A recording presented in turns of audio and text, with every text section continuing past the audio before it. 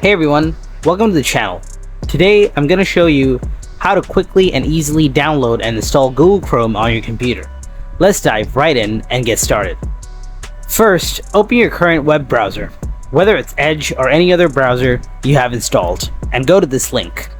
Don't worry about the link, I'll include it in the video description below. Once the page loads, click on the Download Chrome button, then uncheck the box and click on Accept and Install. Now the installer will begin downloading.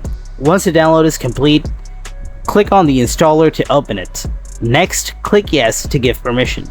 After that, you'll see Chrome downloading and installing on your computer. Once the installation is complete, Chrome should open automatically.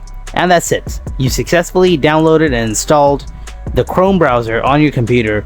If you found this video helpful, go ahead and smash that like button. For more tech tips and tricks, be sure to subscribe to the channel because there's plenty more on the way. Thanks a million for watching, and I'll see you in the next one.